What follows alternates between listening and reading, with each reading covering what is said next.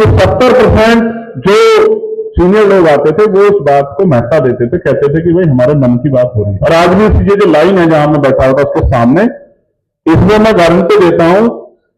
22 साल से लेकर 70 साल तक की उम्र के लोग इस लाइन में बैठे हैं जमीन पे।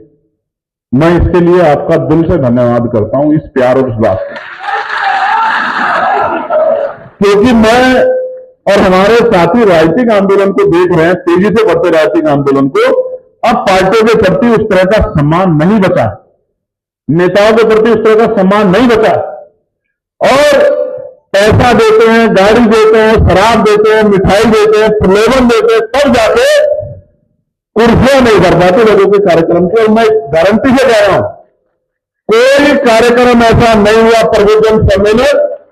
जिसमें पसीने पसीना हो गए। एक अयोध्या का कार्यक्रम ऐसा था जो खुले में था, वरना सब ऑडिटोरियम में थे 2,500 की संख्या का, 4,000 की संख्या का ऑडिटोरियम होता था, पूरा भर जाता था। और फिर ये जो बीच में जो नौजवान आज ये भी बड़े अनुशासन में है, वो भी वहां भी पूरा जोड़ लगा के और खींचम खींच, और बरेली और इधर तो इतना मुरादाबाद इतना डर लगा कि कहीं चोट ना लग जाए। मैं अंदर से घबराता रहता था कि महापुरुषों आज ऐसा कोई घटना ना हो जाए कि किसी की चोट लग जाए, किसी की जान चली जाए, तो मेरे ऊपर कोई इस तरह का दोष ना आ जाए कि लोग कहें कि चंद्रशेखर जी के कार्यक्रम में गए आजाद समाज पार्टी की और कोई दुर्घटना होगी। तो मैं मन मन डरता हूं कि भाई मेरे ऊपर इस तरह कोई, क्योंकि हम सब लोग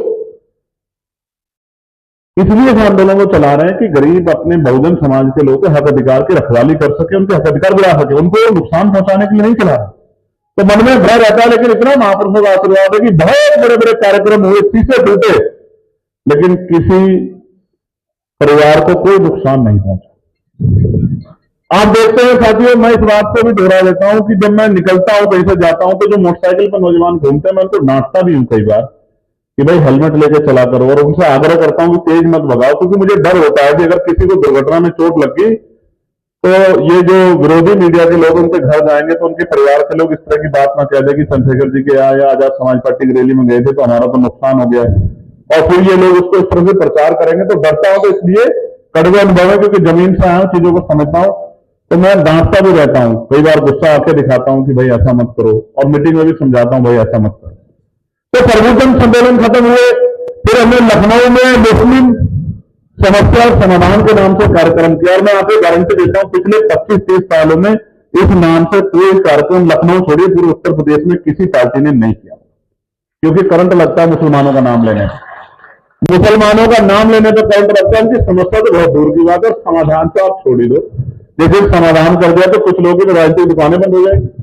जो लोग राजनीतिक दुकान चला रहे हैं मुसलमानों के आधार पर, उनकी तो राजनीतिक दुकानें बंद हो जाएंगी अगर समस्या का समाधान हो गया। मतलब अगर मुसलमान यहाँ उसको इंसान जैसी जिंदगी और इज्जत सम्मान मिलने लगा, हक अधिकार मिलने लगे, उनके साथ जो जाति बंद होगी धर्म के नाम पे, क्षेत्र के नाम पे अपमान बंद हो गया, तो मैं कह रहा हूं कुछ लोग तो राजनीति खत्म हो जाएगी, घर बैठ जाएगी। वो कार्यक्रम किया तो तय हुआ,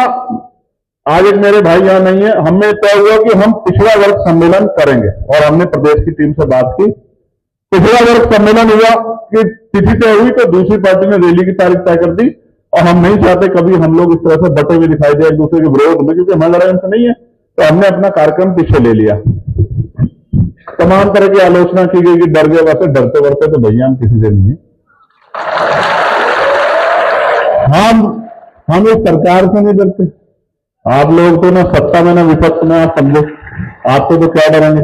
हम संविधान के विरोध में जाने से डरते हैं। मैं बाबा साहब की कोटेशन पढ़ूंगा, जब पूना पैक्ट हो रहा था बाबा साहब ने कहा था, उनको समझाया गया, मनाया गया, तो बाबा साहब ने कहा आप मुझे चोट से ले जाके खंबे से बांध के फांसी दे दो, मगर मैं अछूतों के अधिकार के साथ समझौता नहीं करूंगा, मेरी बात का याद है। ये बाबा साहब का कोट है। मैं आज धरती पे लखनऊ की खड़े हुए कह रहा हूं, महाराजा लाखन दासी की धरती पे खड़े हुए कह रहा हूं, यहां मेरी बात को गौर से सुनना, ठीक है। मैं एक बार मरूंगा, बार बार नहीं मरूंगा, और किसी सुख के लिए राजनीति नहीं कर रहा हूं मैं, मेरी बात को अच्छी तरह से याद रखना। मैं जब तक जीऊंगा बहुजन समाज के हक अधिकारों की राजनीति करूंगा, इस बात को आप याद रखें। और सत्ता